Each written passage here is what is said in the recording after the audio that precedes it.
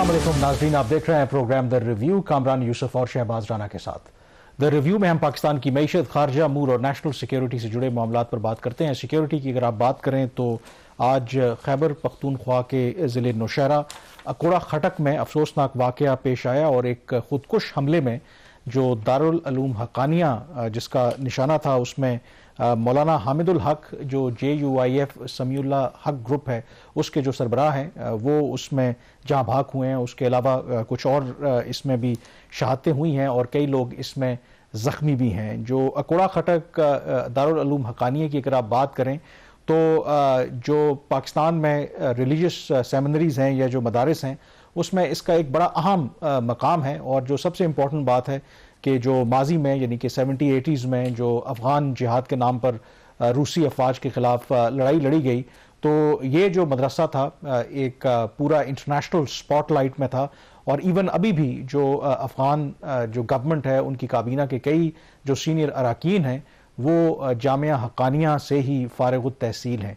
अब इसमें जो सबसे इम्पोर्टेंट नुक्ता है कि आखिर इस हमले के पीछे कौन मुलव्विस है, क्योंकि माजी में भी हमने देखा है कि मसाजिद को और जो इबादत गाहें हैं उनको निशाना बनाया गया है। लेकिन ये गैर मामूली वाक़या है क्योंकि आम तौर पर इस तरह के जो मदारिस हैं इनको कम ही निशाना बनाया गया है। जो अभी तक की इत्तलात हैं उसमें जो जिम्मेदारी अपेरेंटली कबूल की है वो दाइश खुरासान जो दहशतगर्द ग्रोह है उसने इस वाक़े की जिम्मेदारी कबूल की है। लेकिन शहबाज अभी तहकीकात होना बाकी हैं और जो दाइश ने अपेरेंटली ये जिम्मेदारी कबूल की है ये हैरान कुन भी नहीं है। क्योंकि मैंने इसलिए आपको कहा क्योंकि अदरवाइज जो अफ़गान तालिबान हो या जो कलअदम तहरीक तालिबान पाकिस्तान हो, इससे जुड़े जो जितने जो दूसरे ग्रोह हैं वो ऑफ कोर्स अगर आप उनकी आइडियोलॉजी की बात करें और अदरवाइज जामिया हक्कानिया जो है आपको पता है कि एक ख़ास उसमें मकाम रखता है तो नेचुरली जो एक शक था वो दाइश के ही ऊपर आता था। बट मज़ीद तहकीकात ज़ाहिर है कि इसकी होनी चाहिए क्योंकि काफ़ी ये अफसोसनाक वाक़या है। और ओवरऑल जो दहशतगर्दी के वाक़यात पाकिस्तान में हो रहे हैं उस तनाजुर में ये अब एक नया एलिमेंट है कि किस तरीके से जो मदारिस हैं पहले भी निशाना बनाया जाता रहा है और मज़ीद उनको निशाना बनाया गया है। कामरान, इंतहाई अफसोसनाक वाक़या है। मौलाना हामिदुल हक जो हक्कानी है वो साबिक मेंबर कौमी असम्बली भी रहे, चेयरमैन रहे जो दिफा पाकिस्तान काउंसिल किसी वक्त बनी थी। और इसमें जो चीज़ इंपॉर्टेंट है वो ये है कि टेररिस्ट ग्रुप्स जो हैं वो अपनी विल के ऊपर अपनी मर्जी के टाइम के ऊपर कहीं पे भी जाके स्ट्राइक कर सकते हैं, विच इज़ क्वाइट अनफॉर्चुनेट। ख़ास तौर पर ऐसे वक्त में जब हुकूमत पाकिस्तान की तरफ से सिक्योरिटी फोर्सेस की तरफ से मुख्तलिफ ऑपरेशन भी होते रहे हैं, अभी भी हो रहे हैं बलूचिस्तान में भी, खैबर पख्तूनख्वा प्रोविंस के अंदर भी। और ये काफ़ी अरसे के बाद गालिबन हुआ है कि कोई सिविलियन जो टारगेट है उसके ऊपर इस तरह का खुदकुश हमला हुआ है। खुदकुश हमले हो रहे हैं, पहले से कम हो रहे हैं, लेकिन ज़्यादातर वो मिलिट्री टारगेट्स को हिट कर रहे थे। तो इसमें अब आप जो फरमा रहे हैं कि कोई हतमी चीज़ सामने नहीं आई, लेकिन दाइश की तरफ इसका जो है वो एक उनकी तरफ से एक दावा है, शायद ऑफिशियली दावा उनकी तरफ से है या भी उनसे जुड़े जो सोशल मीडिया के कई अकाउंट्स हैं जो प्रो दाइश हैं तो उनकी तरफ से ये रिपोर्ट किया जा रहा है कि उन्होंने इसकी जिम्मेदारी कबूल की है। तौर पर और माजी में उनका ट्रैक रिकॉर्ड आपको पता है कि रहा है कि वो मदारिस को, इबादत गाहों को निशाना बनाते रहे हैं। और अफ़गान तालिबान या बाकी जो ग्रुप हैं वो भले अफ़गान तालिबान का जो मौक़िफ़ बाकी जो ग्रुप हैं उनके हवाले से मुख्तलिफ हो, लेकिन दाइश के ख़िलाफ़ वो भी कार्रवाइयाँ कर रहे हैं क्योंकि दाइश सबसे बड़ा चैलेंज अफ़गान तालिबान के लिए भी है। तो ये जो उनके जो भी आप कह सकते हैं कि मजहबी जो नज़रियात हैं उसकी जो दाइश है वो अपने आप को समझते हैं कि जी वो हम सीधे रास्ते पे हैं और वो अफ़गान तालिबान को भी या इन जो मदारिस हैं इनको भी निशाना बनाते हैं। कामरान, इसमें जो चीज़ देखने वाली है वो ये है कि ये मदरसे को ही क्यों टारगेट किया गया, क्या और जो इसमें बहुत सारे सिक्योरिटी एंगल्स हो सकते हैं जो कि इंटेलिजेंस एजेंसीज बता सकती हैं, सिक्योरिटी एक्सपर्ट्स बेहतर बता सकते हैं। वो ये इसमें एक ये भी हो सकता है जो एक अफ़गानिस्तान के अंदर एक दाइश और अफ़गान तालिबान के दरमियान भी वहाँ पे जो है वो काफ़ी ज़्यादा मसले मसाइल हैं। क्या उसके साथ इसका कोई ताल्लुक है या ये एक आइसोलेटेड इंसिडेंट है जिसमें ख़ास तौर पर मौलाना हामिद साहब को टारगेट किया गया, उनको शहीद किया गया है? क्यों ये एक इसका एक अहम पहलू हो सकता है। आपको याद होगा कि पिछले साल गायमन मौलाना साहब अफगानिस्तान भी गए थे और अफगान तालिबान से भी उनकी जी इस हवाले से मुलाकात हुई थी। बिल्कुल, आई थिंक इसका अफगानिस्तान के साथ बिल्कुल एक एंगल है क्योंकि ये जो मदरसा है, जैसे मैंने आगाज़ में आपको बताया था कि कई तालिबान के जो अहम रहनुमा हैं वो यहाँ से फारिग तहसील हैं। मुल्ला अख्तर मंसूर जो मुल्ला मोहम्मद उमर के बाद तालिबान के अमीर बने थे, अमेरिका ने उनको एक ड्रोन हमले में बलूचिस्तान में मार दिया था, वो यहाँ से पड़े हुए हैं। सिराजुद्दीन हक्कानी नेटवर्क के सरबराह, वो यहाँ से फारुक तहसील हैं। इवन उनके जो वालिद थे हक्कानी नेटवर्क सरबराह, हक्कानी नेटवर्क के जो फाउंडर थे जलालुद्दीन हक्कानी, वो भी यहाँ से पड़े हुए हैं।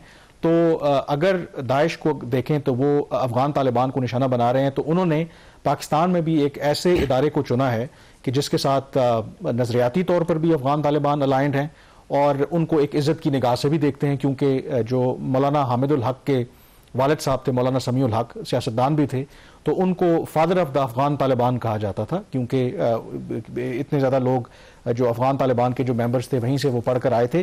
तो दाइश ज़ाहिर है कि एक शायद पैगाम देना चाहती है कि आपके जो भी एसेट्स हैं या आपके जो भी ख्यालात का प्रचार करने वाले लोग हैं वो अफगानिस्तान में भी बल्कि पाकिस्तान में भी महफूज नहीं है। लेकिन इसका जो दूसरा एक एंगल है जो मेरे ख्याल में इंपॉर्टेंट भी है, क्योंकि आपको पता है कि पाकिस्तान और अफगानिस्तान के दरमियान जो ताल्लुकात ख़राब हुए हैं उसमें अब अफगान तालिबान की तरफ से एक नया नैरेटिव हमने देखा है जो आया है कि वो कहते हैं कि जो दाइश है वो पाकिस्तान की प्रॉक्सी है, उनके ट्रेनिंग कैंप्स बलूचिस्तान और खैबर पख्तूनख्वा के अंदर हैं। हालांकि जो यूएन की हालिया रिपोर्ट आई थी उसमें उन्होंने यूएन ने ये कहा है कि जो इंडिपेंडेंट एक्सपर्ट्स की रिपोर्ट है कि पाकिस्तान ने तो टू द कॉन्ट्ररी जो दाइश ने एक एफर्ट की थी कि यहाँ पर अपना सेटअप एस्टेब्लिश करें, उस अटेम्प्ट को पाकिस्तान ने नाकाम बनाया है।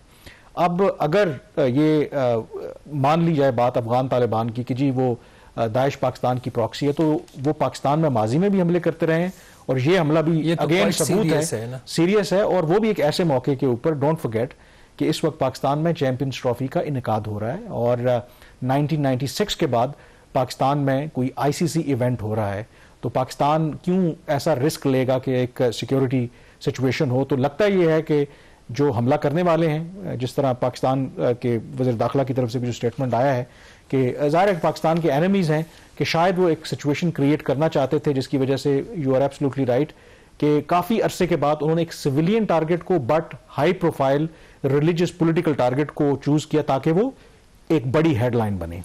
हेडलाइन तक तो ये बात समझ आती है, लेकिन इसकी चूंकि इतनी ज़्यादा कॉम्प्लिकेशंस हैं पाकिस्तान और अफगानिस्तान के ताल्लुकात की, अफगानिस्तान के अंदर जो वेरियस ग्रुप्स हैं जिसमें दाइश भी है, अफगान तालिबान भी है, हक्कानी नेटवर्क भी है और बहुत सारे ताजिक ग्रुप्स भी हैं, तो इसका तो आई होप कि हमारी जो इंटेलिजेंस एजेंसीज हैं इसको ब्रेक कर सकें कि सारी जो चीज़ इसके पीछे, क्योंकि इसका एक काइंड ऑफ इसका एक सोसाइटी के ऊपर इस लिहाज से भी इम्पैक्ट आ सकता है कि ये बहुत बड़ा एक मदरसा जिसमें मेरा ख्याल कम से कम 4000 तलबा जो एट अ टाइम वो वहाँ पे पढ़ते हैं और फिर उनकी एक फॉलोइंग है, बहुत बड़ी एक फॉलोइंग है उनकी, तो वो जो उनकी फॉलोइंग है उनको भी जवाब चाहिए होंगे कि ये इसके पीछे मुहर्रकात क्या थे। तो मेरे ख्याल इसके ऊपर हतमी हम कोई डाइकास्ट नहीं करते, लेकिन तो लेट्स होप कि जो पैटर्न रहा है, अगर दाइश अपेरेंटली कह रही है कि उसने जिम्मेदारी कबूल की और माजी में हमने देखा है कि पाकिस्तान के तहकीकाती इदारे कह रहे हैं कि उसमें जो पाकिस्तान के अंदर दहशतगर्दी के वाकयात हुए हैं उसमें अफगान शहरी भी मुलविस पाए गए हैं।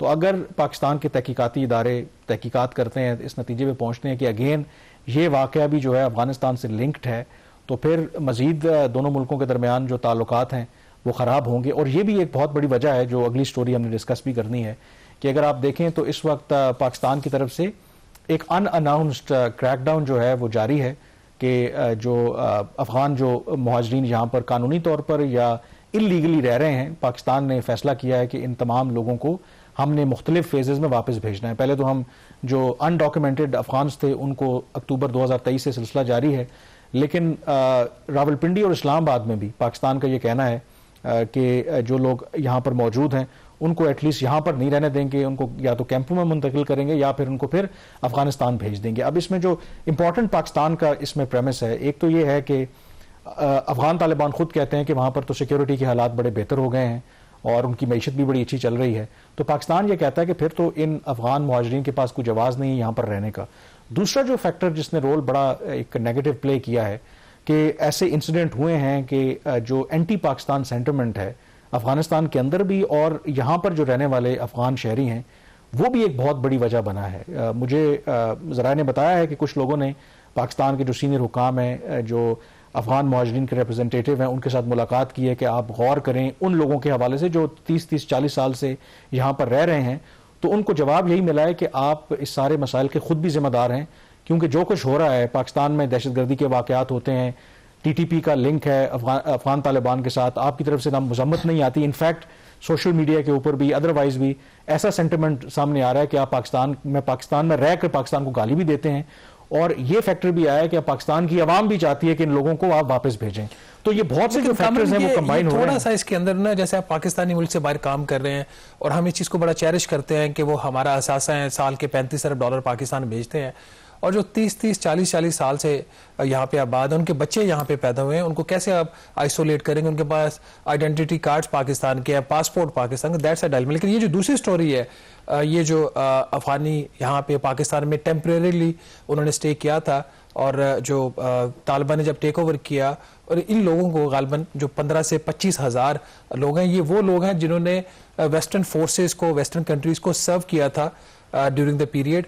तो उनको यहाँ से उन्होंने लिफ्ट करना था, यहाँ से उनको लेके जाना था यूरोप में, अमेरिका में उनको सेटल करना था। तो ये वाली जो स्टोरी है कि उनको अभी तक उस तरीके से वहाँ पे सेटलमेंट उनकी नहीं हुई और वो लोग अभी भी पाकिस्तान में है, तो क्या आपको लगता है कि ये इशू एक जो है ये भी एक बन सकता है, या ठीक है कि जिस तरह माजी में हमने इशू को रेज करते हैं और उसके बाद अगर यूएस थोड़ी बहुत ग्रांट दे तो हम चुप कर जाते हैं? नहीं, ये बिल्कुल बहुत सीरियस इशू है, और ये जो आपने नंबर बताया, क्योंकि दोनों तरफ से, ना अमेरिका की तरफ से ना पाकिस्तान की तरफ से कोई एब्सोल्यूट नंबर तो नहीं आया, लेकिन एक रफ एस्टिमेट है 15 से 25 हज़ार ऐसे अफगान जो सिर्फ वो लोग हैं एलिजिबल हैं जिनको अमेरिका ने स्पेशल इमिग्रेशन वीज़ा देना था, क्योंकि या तो वो अमेरिकन मिलिट्री के लिए, उनके कॉन्ट्रैक्टर्स के लिए या उनके इदारों के लिए काम करते रहे। जब अफगान तालिबान आए तो उनके बकौल अफगानिस्तान में उनकी ज़िंदगी महफूज नहीं थी, और जिस केओटिक तरीके से वहाँ से विड्रॉल हुआ तो मुमकिन नहीं था अमेरिका के लिए कि तमाम लोगों की वो स्क्रूटनी करें, जाँच पड़ताल करके एक ही गो में ले जाएँ।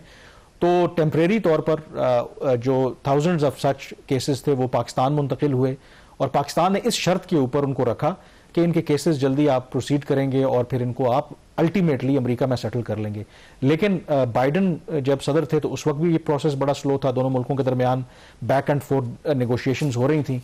ट्रंप ने आते ही जो पहले दिन एग्जीक्यूटिव ऑर्डर जारी किया तो इस अफगान जो रेफ्यूजी सेटलमेंट प्रोग्राम था उसको मुअत्तल कर दिया है 90 दिन के लिए।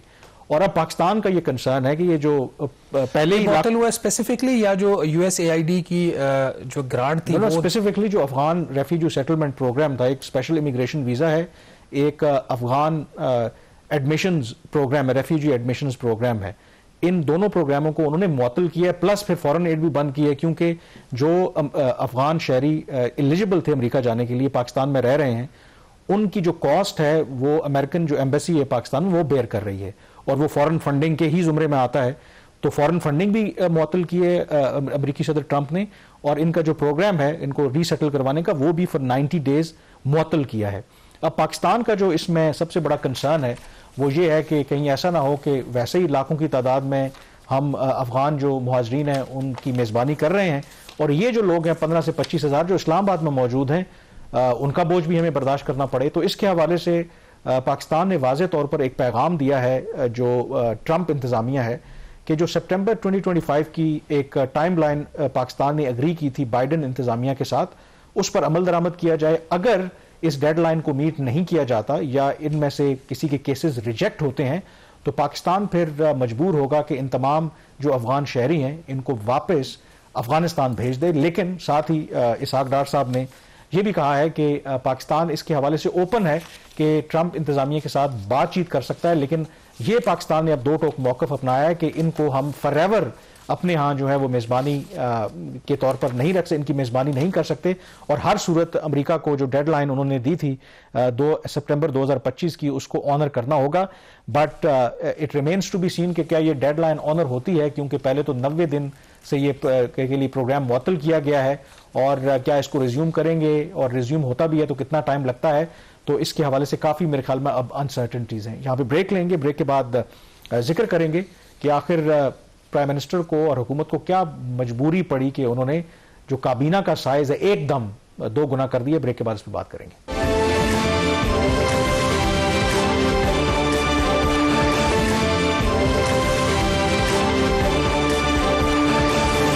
जी, ब्रेक के बाद एक दफा फिर आपको खुश आमदीद कहते हैं। इस हफ्ते की एक और जो बड़ी डेवलपमेंट है और वो है कि बिलाखिर विफाकी गवर्नमेंट ने फैसला किया है कि अपनी विफाकी काबीना में उन्होंने तौसी की है, और तौसी भी उन्होंने थोक के हिसाब से की है। ऑलमोस्ट जो मौजूदा काबीना का साइज है उससे 2 गुना कर दिया है। और तकरीबन आपको पता है कि इस गवर्नमेंट को आए 1 साल से ज़्यादा का अरसा हो गया है, और शहबाज जो हमारी इस वक्त मुआशी सूरत हाल है, खुद प्राइम मिनिस्टर एट टाइम्स और most of the times cost cutting की भी बात करते हैं और अपने अखराजात कम करने की भी बात करते हैं। ये क्या हुआ है ऑल ऑफ अ सडन कि गवर्नमेंट को अपनी जो काबीना है उसका साइज बढ़ाना पड़ा है? क्या ये एंटिसिपेटेड था? क्योंकि on the face of it opposition तो आपको पता है इतनी स्ट्रांग है नहीं कि उनकी तरफ से कोई दबाव हो, ओवरऑल कोई ऐसी डेवलपमेंट भी नहीं हुई। तो क्या ये सिर्फ जो अपने उनके इत्तेहादी हैं या पार्टी के अंदर नाराज अरकान हैं उनको अकोमोडेट करने की कोशिश है, या एक जेन्युइनली कोशिश है कि अब हुकूमत बड़ा अच्छा काम कर रही थी तो मजीद उन्हें नंबर्स की ज़रूरत है ताकि उस तरक्की की जो राह है तेज़ी से बढ़ा जाए उस तरफ? कामरान, ये वाली जो एक्सपेंशन हुई इसमें ऑस्टेरिटी का, अखराजात का एक एलिमेंट तो मीडिया वाले हमेशा लेते हैं, हम इस पर एक प्रिंसिपल स्टांस लेते हैं। हुकूमत जब कहती है कि हमने अखराजात कम करने हैं तो फिर ये काबीना को 2 गुना करने की क्या वजह थी? हम इस एंगल पे ज़्यादा बात नहीं करेंगे। जो मैं इसको देख रहा हूँ, ये बेसिकली ये जो सारी डिबेट और internal discussion between the military establishment और हुकूमत के दरमियान शुरू हुई थी, वो इस पॉइंट के ऊपर हुई थी प्राइमरीली कि पाकिस्तान की इकॉनमी आपको पता है कि उस तरीके से परफॉर्म नहीं कर रही। हुकूमत की जो ख्वाहिश है, निजी शोबे से भी अब दबाव आना शुरू हो गया है कि ग्रोथ नहीं हो रही, अनएम्प्लॉयमेंट है, गुर्बत है, ये सारी चीज़ें अपनी जगह पे हैं। तो आज से कुछ हफ्ते पहले, चंद माह पहले भी आप कह सकते हैं, एक डिस्कशन स्टार्ट हुई कि जो इकोनॉमिक मिनिस्ट्रीज़ हैं वहाँ पे टेक्नोक्रेट्स लाए जाएं। वहाँ ये बात वहाँ से शुरू हुई थी। तो आइडिया ये था कि जो इकोनॉमिक मिनिस्ट्रीज़ हैं इनको स्ट्रेंथन किया जाए और हुकूमत का जो इकोनॉमिक रिफॉर्म्स का, स्टेबलाइजेशन का और ग्रोथ का एजेंडा है उसको इम्प्लीमेंट किया जाए। फिर जब ये बात शुरू होती है तो फिर प्रेशर ग्रुप्स भी आते हैं, फिर वो लोग जिन्होंने आपके लिए कुर्बानियाँ दी, पार्टी के साथ गद्दारी करके, बेवफाई करके 26वीं जो तरमीम थी उसके लिए वोट भी दिया, उनको अकोमोडेट करना था। वो लोग जिन्होंने पीटीआई को कमज़ोर किया उनको भी अकोमोडेट करना था।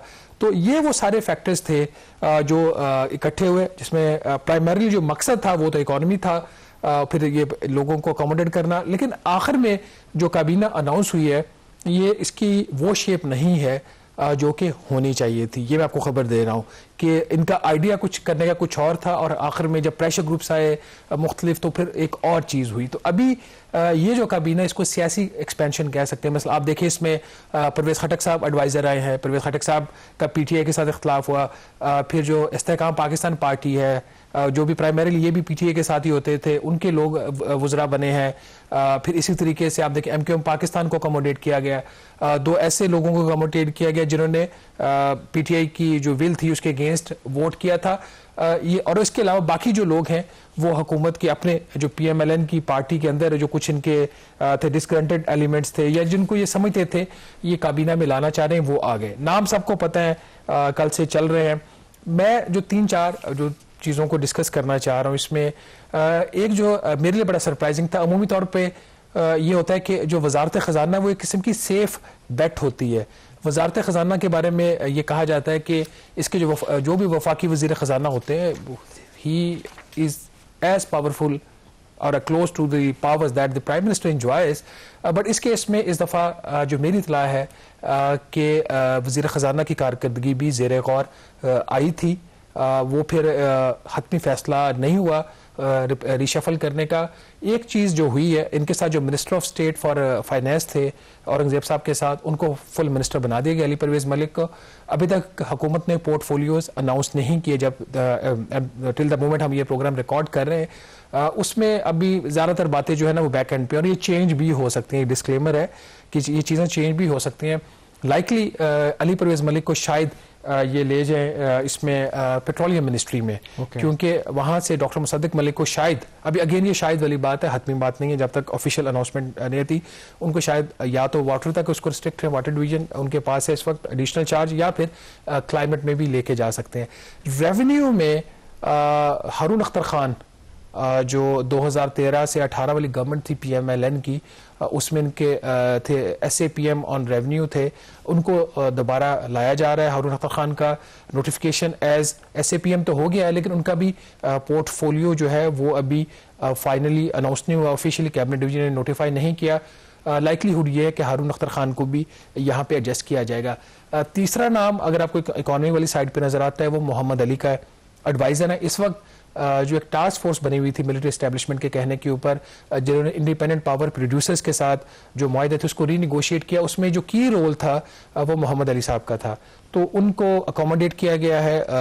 लाइकलीहुड अगेन हतमी नहीं है, शायद निजकारी की जो वजारत है उनके हवाले की जाए। अब adviser is equal to federal minister. इसी तरीके से एक और जो नाम है वो बिलाल कियानी का है। वो मिफ्ता इस्माइल के साथ रहे हैं, उनके राइट हैंड थे जब मिफ्ता इस्माइल फाइनेंस मिनिस्टर थे, लेकिन उसके बाद फिर इनको उस तरीके से इकोनॉमी से रिलेटेड कोई असाइनमेंट नहीं दी गई। जब डार साहब वजीर खजाना बने, या अभी भी औरंगजेब साहब के साथ इनके बारे में भी क्लैरिटी नहीं है कि ये किसी इकोनॉमिक मिनिस्ट्री में जाते हैं या किसी नॉन इकोनॉमिक मिनिस्ट्री में जाते हैं। इन 4 नामों के अलावा अगर बाकी आप नाम देखें तो आपको एज सच किसी भी किस्म के कोई उसमें वो लोग नजर नहीं आ रहे जो इकोनॉमी वाली साइड को स्ट्रेंथन करेंगे। एक जो चीज़ है जो अगेन गवर्नेंस से रिलेटेड है वो डॉक्टर तोकीर शाह का नाम है। उनको भी एडवाइजर का पोर्टफोलियो इन्होंने उनको दिया है, उनको एडवाइजर लगाया गया है।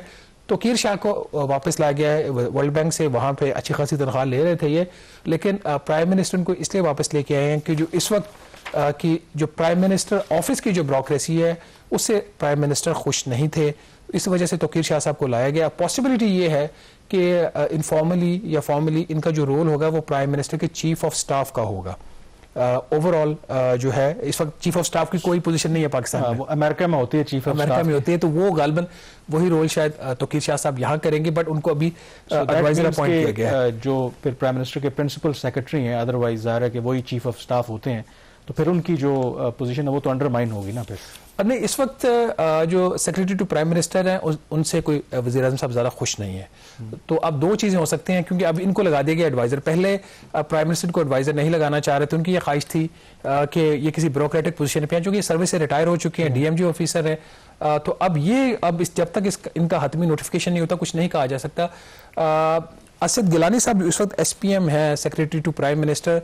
अब क्या उनको रिटेन किया जाएगा और ऊपर से एडवाइजर जो है वो चलाएंगे, क्योंकि वहां पे आहत खान चीमा पहले ही प्राइम मिनिस्टर के जो मामलात हैं, प्राइम मिनिस्टर हाउस के, काबीना से रिलेटेड जो चीजें, उनकी पॉलिसी रिलेटेड मैटर्स, अगर कोई 2-3 अगर शख्सियात इस गवर्नमेंट में पावरफुल हैं वज़ीर आज़म के बाद, एक तो इसाक डार साहब हैं और उसके बाद आहत खान चीमा साहब हैं, तो ये बड़े पावरफुल और गिवन जो क्लोज एसोसिएशन डॉक्टर तौकीर की भी रही है प्राइम मिनिस्टर शहबाज शरीफ के साथ, तो जो भी उनको पोर्टफोलियो मिलेगा तो देन ये भी जो आप समझ लेंगे जो किचन कैबिनेट होती है तो वो क्लोज सर्कल्स में आ जाए, वापस आ गए, क्योंकि जो कंफर्ट लेवल उनका तौकीर शाह साहब के साथ माजी में रहा और अभी भी है प्राइम मिनिस्टर का, वो इसके अंदर एक बड़ा फैक्टर है। तो ये किचन अगर ये तकून अगर आप बल्कि 4 लोगों की अगर वो टीम बनती है तो प्राइम मिनिस्टर, इसाक डार साहब, आहत खान चीमा साहब, तौकीर शाह, ये लोग हैं जो एक जो एक्चुअल करेंगे। लेकिन इसमें एक जो आपने हारून अख्तर साहब की वो बात की, ये पहले भी ज़रा FBR को देखते रहे हैं, सो अब अभी हमें पता नहीं है कि इनको क्या वो देते हैं चार्ज।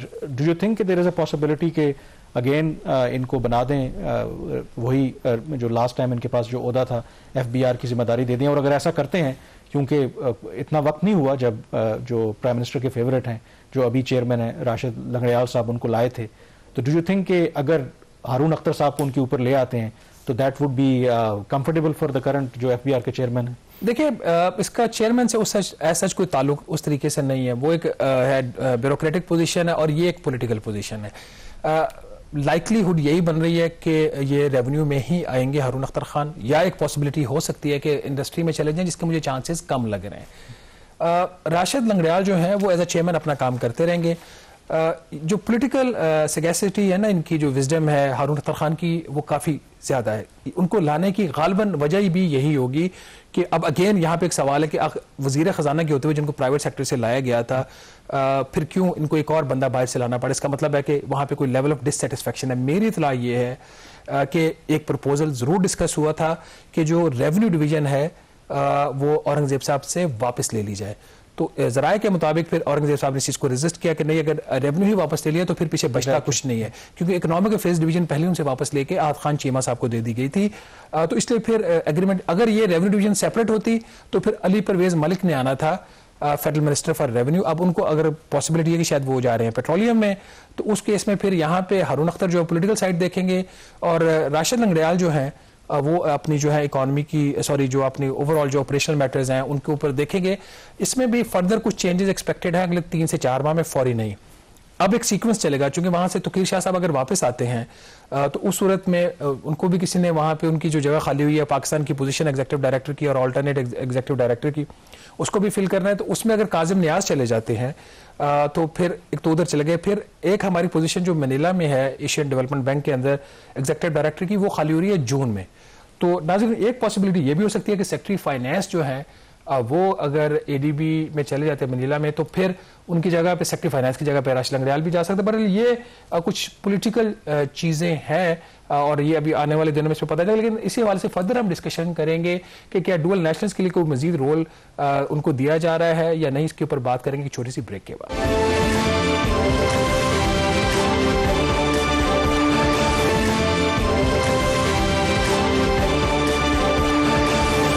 ब्रेक के बाद एक दफ़ा फिर आपको खुश आमदीद कहते हैं। एक प्रपोजल सामने आया था फेडरल गवर्नमेंट की तरफ से कि कानून में तरमीम की जाए और अलाउ किया जाए जो खास करके गवर्नर, डिप्टी गवर्नर्स और जो मेंबर्स होते हैं मॉनेटरी पॉलिसी कमेटी के, कि वो अगर दोहरी शहरियत भी रखते हों तो उनको इजाज़त दी जाए। लेकिन इसके हवाले से अब एक डेवलपमेंट हुई है और प्राइम मिनिस्टर ने Shahbaz for the time being इस मूव को आप कह सकते हैं कि वीटो कर दिया है फिलहाल। तो वजह आखिर इसकी क्या बनी, और सबसे पहले ज़ाहिर है कि जब ये मूव चली थी तो उसकी क्या मंतक थी, और अब प्राइम मिनिस्टर ने इस पर क्यों उनको सेकंड थॉट आ रही है?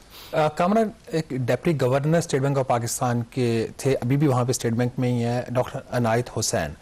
डॉक्टर अनायत हुसैन जो है उनका जो टेन्योर है डिप्टी गवर्नर का वो नवंबर गालिबन 8 नवंबर 2024 को मुकम्मल हुआ। उनकी जो पोजीशन थी स्टेट बैंक में, उनका जो रोल था, तो उसकी वजह से ये फैसला ये हुआ कि डॉक्टर अनायत हुसैन को रिटेन करना है। अब मसला ये था कि अनायत हुसैन जो है इनके पास ऑस्ट्रेलिया की भी मेरा ख्याल इनके कार्ड होल्डर हैं, ऑस्ट्रेलियन नेशनैलिटी है इनके पास, तो इसकी वजह से इनको रिटेन नहीं किया जा सकता था।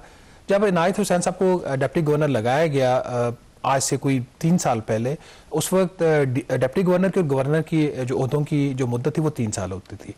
फिर 2022 में जो IMF के दबाव के ऊपर हमने स्टेट बैंक के कानून में तरमीम की, उसमें 2 बुनियादी तब्दीलियाँ आई थी अदर देन सो मैनी जो अदर कंडीशंस थी या उसमें जो चेंजेस आई। एक तो ये थे कि जो ओहदे थे इनके 5 साल के लिए कर दिए गए, और दूसरा फिर जो डुअल नेशनल्स थे उनके ऊपर पाबंदी लगा दी कि वो गवर्नर, डिप्टी गवर्नर या वो director of the state bank of Pakistan board या मॉनेटरी पॉलिसी कमेटी के मेंबर्स नहीं बन सकेंगे। तो जब ये मसला आया और इनको रिटेन करने का फैसला हुआ अनायत साहब को, फाइनेंस मिनिस्ट्री ने फिर स्टेट बैंक के कानून में एक तरमीम प्रपोज की। वो जो बिल था, अब बिल काबीना में पेश हुआ। काबीना में जब उसके ऊपर डिस्कशन हुई तो कुछ मिनिस्टर्स ने एतराज़ किया कि आप डुअल नेशनल्स को ये क्यों कर रहे हैं, उनके लिए क्यों आप ये रास्ता खोल रहे हैं, अगर खोलना है तो फिर बाकियों के लिए भी खोला जाए। इस वक्त जो ब्यूरोक्रेट्स हैं वो डुअल नेशनल हो सकते हैं, स्टेट बैंक के लिए ये कदगन है और पॉलिटिशियंस के लिए कदगन है कि वो मेंबर्स ऑफ द पार्लियामेंट और प्रोविंशियल असेंबलीज नहीं बन सकते। तो वज़ीर आज़म ने एक कमेटी बना दी एहसन इकबाल साहब की सरबराही में, जिसमें एहसन इकबाल थे, ख्वाजा आसिफ साहब थे, फाइनेंस मिनिस्टर थे और लॉ मिनिस्टर थे, उनके साथ सेक्रेटरी फाइनेंस और चेयरमैन FBR थे। उनको 3 उनके जिम्मे काम लगाया गया कि आप ये जो अमेंडमेंट प्रपोज इसको देख लें, एज इट इज़ पास करना है या इसको रिजेक्ट करना है। दूसरा ये था कि अगर किसी की मेरिटोरियस सर्विसेज हैं, एक्स्ट्रा ऑर्डिनरी काम है, तो क्या उनको स्टेट बैंक में रखा जा सकता है बावजूद उसके कि उनकी डुअल नेशनैलिटी है। और तीसरा उसका ये था कि क्या सेंसिटिव पोजीशन के अगेंस्ट डुअल नेशनल्स हो सकते हैं, और फिर अगर ये रिलैक्सेशन देनी है तो सिर्फ स्टेट बैंक ऑफ पाकिस्तान के लिए ही देनी है या फिर मेंबर्स ऑफ द पार्लियामेंट के लिए भी देनी है। तो ये कमेटी की एक मीटिंग हुई थी, उसमें उन्होंने यूनानिमसली ये फैसला किया कि डुअल नेशनल्स को इजाज़त दी जाए कि वो डिप्टी गवर्नर्स और members of the monetary policy committee और डायरेक्टर्स बन जाएं।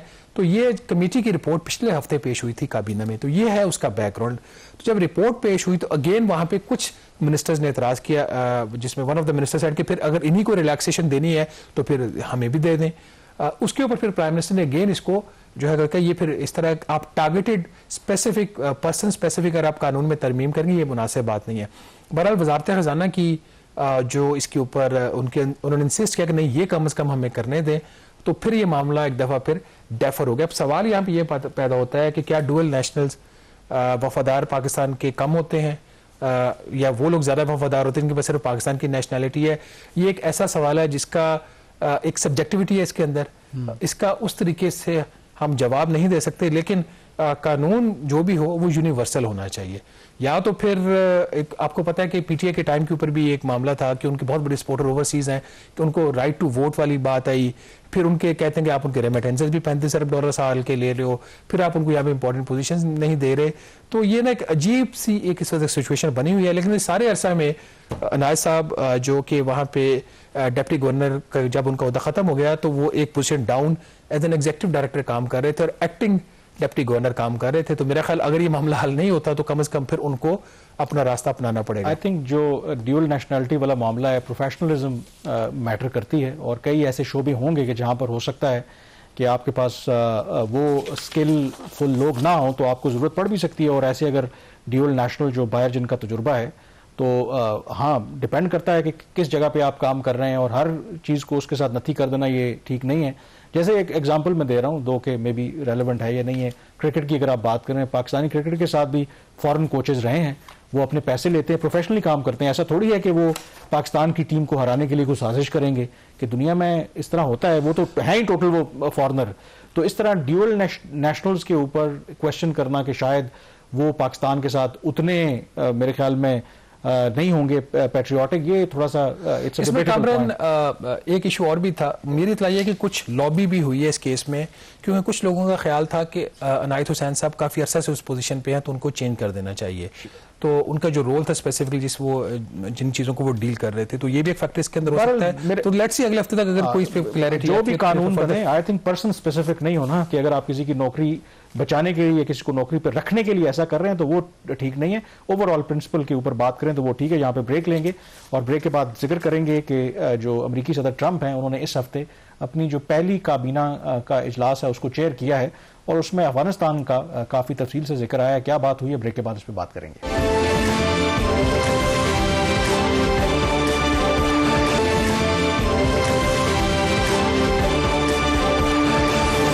ब्रेक के बाद एक दफा फिर आपको खुशामदीद कहते हैं। इस हफ्ते अमेरिकी सदर ट्रंप ने अपनी जो काबीना है उसका पहला इजलास है उसकी सदारत की है। 20 जनवरी को उन्होंने अपने ओहदे का हल्फ उठाया था और उसके बाद जो भी उनके वज़रा थे, ज़ाहिर है कि अमेरिका के अंदर एक प्रोसेस है, सेनेट से कॉन्फर्मेशन होती है। तो अब जब उनकी काबीना तश्कील पा गई है तो उन्होंने मीटिंग चेयर की है।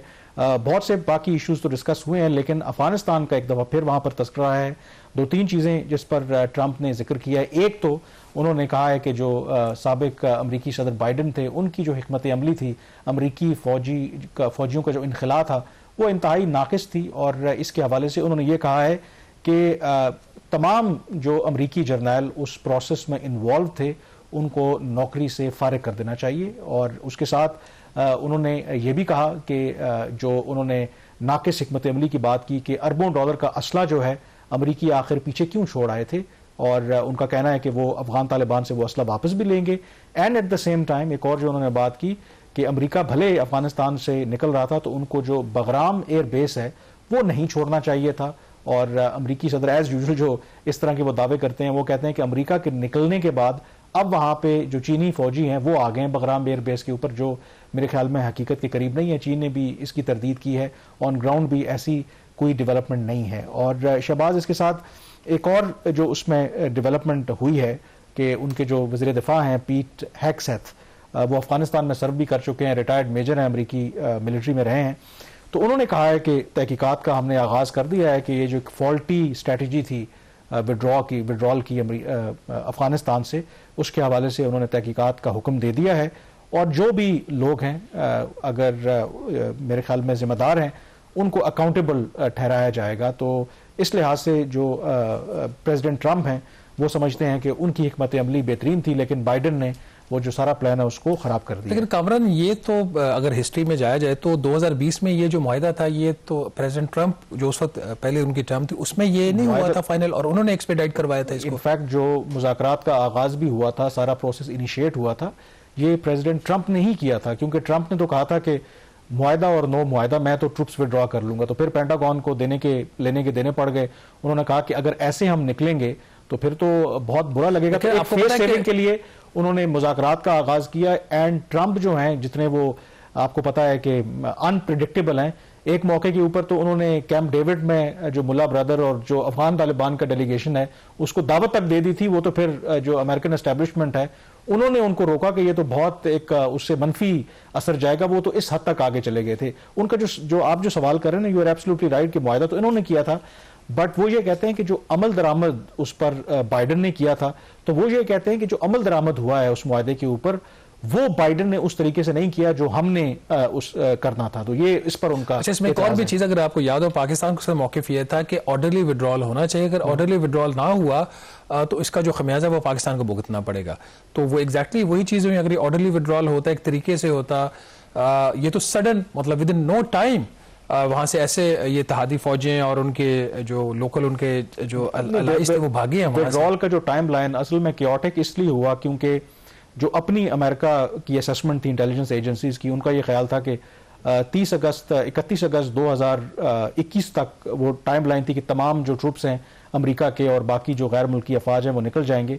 लेकिन हुआ ये कि जब ये प्रोसेस शुरू हुआ तो एक एक करके जो वहाँ पर so called Afghan national army थी, जिसके ऊपर बिलियंस ऑफ डॉलर्स अमेरिका ने, मगरबी ममालिक ने खर्च किए कि वो दिफा करेंगे जो भी वहाँ पर सेटअप आएगा, वो तो बगैर किसी मज़ामत के एक एक करके उन्होंने सूबा हवाले कर दिया। एक एक डिस्ट्रिक्ट जो अफगान तालिबान के 15 से 25 हजार जो लोग हैं वो पाकिस्तान में इसी वजह से रह गए, वरना अगर ऑर्डरली विड्रॉल होता तो वो सब लोग साथ जा चुके होते ना उनके बाद। एग्जैक्टली। और ये जो क्योटिक विड्रॉल हुआ और उसके नतीजे में, क्योंकि बहुत से लोगों का यही ख्याल था कि जो दोहा मुआहदा भी हुआ था उसमें यही था कि अमरीकी अफवाज जब निकलेंगे तो उसमें फिर जो एक इंट्रा अफगान डायलॉग है, एक इंक्लूसिव गवर्नमेंट है, वो वहाँ पर आएगी। लेकिन इससे पहले कि विड्रॉल कंप्लीट होता, जो अफगान तालिबान की फोर्सेस थी वो काबुल के दरवाजे पर पहुंच गई। अशरफ गनी को वहाँ से हेलीकॉप्टर लेकर भागना पड़ा और उसके बाद जो कुछ हुआ वो तो ऑब्वियसली एक हिस्ट्री है। लेकिन इसका एक दूसरा पर्सपेक्टिव भी है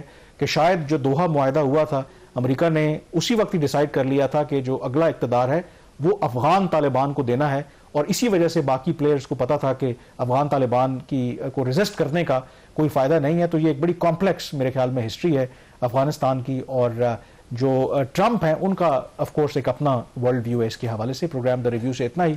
कामरान यूसुफ और शहबाज राना को इजाज़त दीजिए। अल्लाह हाफिज़।